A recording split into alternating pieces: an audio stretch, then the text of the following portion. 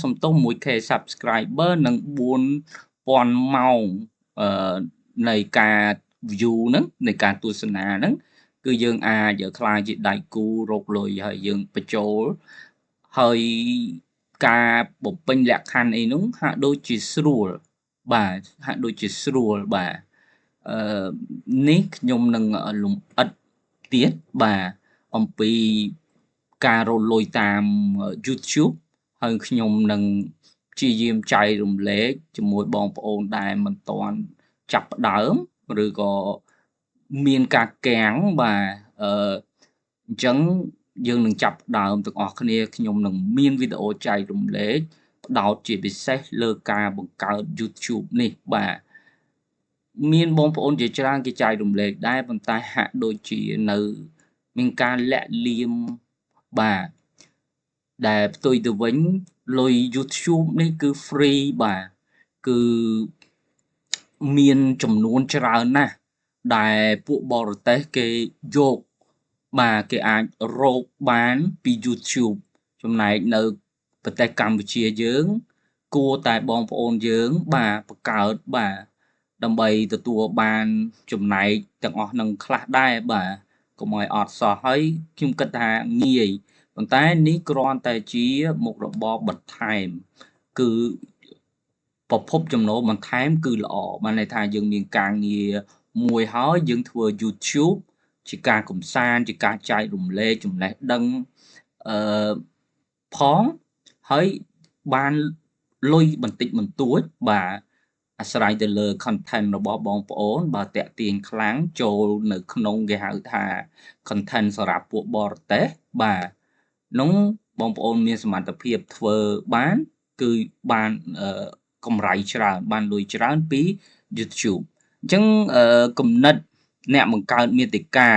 ផ្ដោតលើប្រធានបទជាក់លាក់គឺ niche នេះកន្លែងនេះដែលវាសំខាន់សម្រាប់ Facebook សម្រាប់ជាពិសេសគឺ YouTube ហ្នឹងបងប្អូនរកឃើញឲ្យចំណុចពិសេសនេះ niche នេះថាអីទៅជាចំណុចខ្លាំងរបស់យើងអ្វីទៅដែលយើងចង់ផ្សាយឲ្យទាក់ទាញគេយើងអាចធ្វើបានចំណង់ចំណូលចិត្តយើងមានទេពកោសល្យបង្ហាញទៅគេដើម្បីទាក់ទាញគេហ្នឹងបាទអានេះហើយគឺវាជាចំណុចចាប់ផ្ដើមសំខាន់បើយើងចង់បង្កើតមាតិកាជាពិសេសនៅលើ YouTube បាទអញ្ចឹងសម្រាប់ពាក់ព័ន្ធនឹងរបរទី10នេះគឺគំនិតគឺថាខ្លាយជាអ្នក influencer បាទឬក៏អ្នកបង្កើតមាតិកាលើបណ្ដាញសង្គមដែលផ្ដោតលើប្រធានបទជាក់លាក់មួយនៅក្នុងប្រទេសកម្ពុជាដូចជាការស្វែងរកហាងបាទឬក៏ទីកន្លែងទេសចរបាទកន្លែងញ៉ាំអីបាទប្រវត្តិសាស្ត្រនៃទីក្រុងនៃប្រាសាទបាទជីវភាពរស់នៅដ៏មមាញឹកនៅកន្លែងណាមួយឬការវាយតម្លៃរមណីយដ្ឋានបាទជាដើមហ្នឹងហេតុអ្វីវាមានការប្រកួតប្រជែងចំពោះទីផ្សារ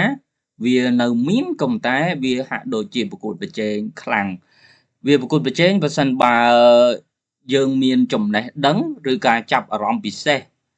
បាទអាចតាក់ទាញតាមអ្នកតាមដានហ្នឹងឲ្យចូលមើលយើងជាប្រចាំទៅបាទអញ្ចឹងហើយនឹងរកចំណូលបាទតាមរយៈការផ្សព្វផ្សាយការគ្រប់គ្រងពីកម្មវិធីសហការអញ្ចឹងកន្លែងនេះចង់និយាយថាយើងអាចនៅមានឱកាសទីផ្សារប្រកួតប្រជែងជាមួយគេបានបាទបើសិនយើងរកមានចំណេះដឹងពិសេសណាមួយមានទេពកោសល្យមានចំណង់ចំណូលចិត្តណាមួយដែលយើងអាចបង្កើតវីដេអូ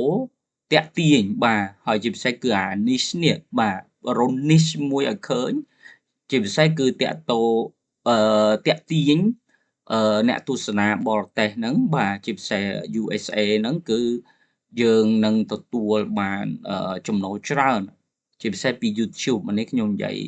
លើផ្ដោតសំខាន់លើ YouTube ដោយសារខ្ញុំបានដកពិសោធន៍ផ្ទាល់បាទជោគជ័យបន្តិចបន្តួចដែរបាទ ចំពោះឱកាសចាប់ផ្ដើមត្រូវការភាពជាប់លាប់និងជំនាញក្នុងការបង្កើតវីដេអូរូបភាពបាទជាការពិតយើងឥឡូវយើងមានទូរស័ព្ទដែលអាចថតបានល្អមួយហើយបងប្អូនយើងមានទូរស័ព្ទអីថតនឹងទៅហើយបើល្អទៀតគឺបងប្អូនយើងត្រូវមានបាទត្រូវមានគេហៅថាជំនាញឬក៏ចេះកែបាទចេះកែចេះកាត់តវីដេអូហើយនឹងកែរូបភាពមួយចំនួនដើម្បីធ្វើ thumbnail នៅលើ YouTube អានោះគឺវាអាចយើងអាចធ្វើបានហើយការធ្វើនេះគឺត្រូវតែ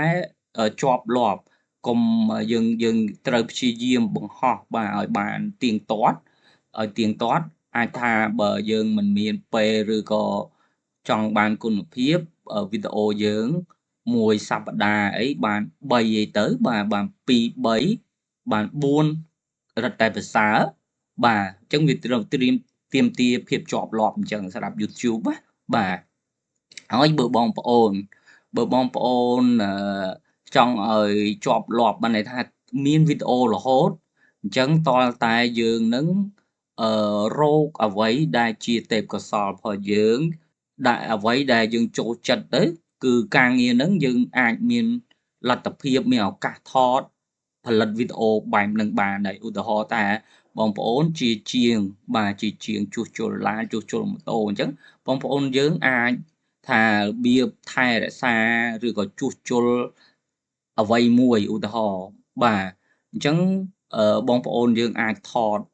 អស់ហ្នឹងមកបង្ហាញគេដល់បងប្អូនជាអ្នកជិះជាងឡានម៉ូតូទៀតបងប្អូនអាចបង្ហាញអំពីបច្ចេកទេសក្នុងការថែទាំឧទាហរណ៍ថាទឹកស្អំឡានបាទដើម្បីកុំឲ្យឡើងកម្ដៅអីអញ្ចឹងត្រូវពិនិត្យឬក៏បច្ចេកទេសនៃការពេលធ្វើដំណើរទៅណាអីអញ្ចឹងយើងត្រូវពិនិត្យអ្វីខ្លះពេលបើកបរបាទហើយវាតម្រូវឲ្យមានពេលវេលាបាទគឺស៊ីពេលដែរសម្រាប់អ្នកបង្កើតមាតិកាជាពិសេស YouTube អីនេះបាទមិន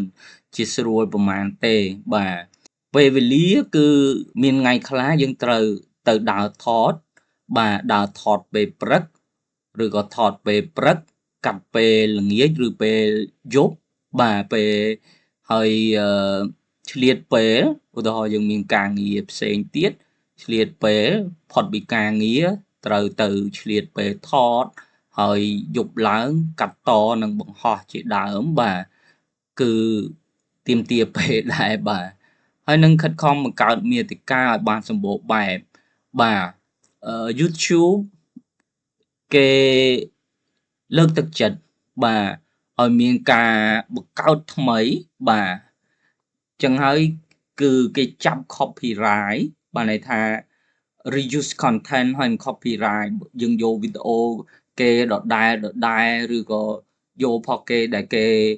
មាននៅលើ YouTube ហើយនឹងយកមកបង្ហោះឡើងវិញបាទជាពិសេសគឺចម្រៀងបាទការបញ្ចូលចម្រៀងផុសគេ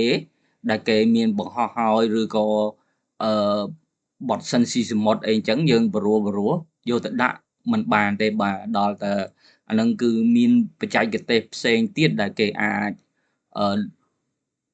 លាក់ឬក៏លុប copyright នឹងបានក៏ប៉ុន្តែភាគច្រើនមិនសូវជោគជ័យទេនិយាយទៅគឺយើងត្រូវតែធ្វើគេហៅថា original content មាតិកាដែលផ្ទាល់ដែលដើមរបស់យើងគេហៅថា original ដែលមិនចម្លងពីគេយកផុសគេអីហ្នឹងបាទព្រោះអី YouTube គាត់លើកទឹកចិត្តអញ្ចឹងអ្វីដែលថ្មីហើយកាលណាយើងមាន content ថ្មីល្អការទស្សនាតាក់ទាញអតិថិជនហ្នឹងគឺអ្នកទស្សនាហ្នឹងក៏កើនជាលំដាប់អីអញ្ចឹងរហូតដល់អាចតាក់ទាញបាននៅ content ជាគេហៅថា content បរទេសយើងនឹងមើលរបៀបឬក៏ថាគោលគំនិតនៃការបង្កើត content បរទេសហ្នឹងនៅក្នុងវីដេអូមួយទៀតជាក់លាក់ផងដែរអញ្ចឹងគឺពេលហ្នឹងយើងនឹង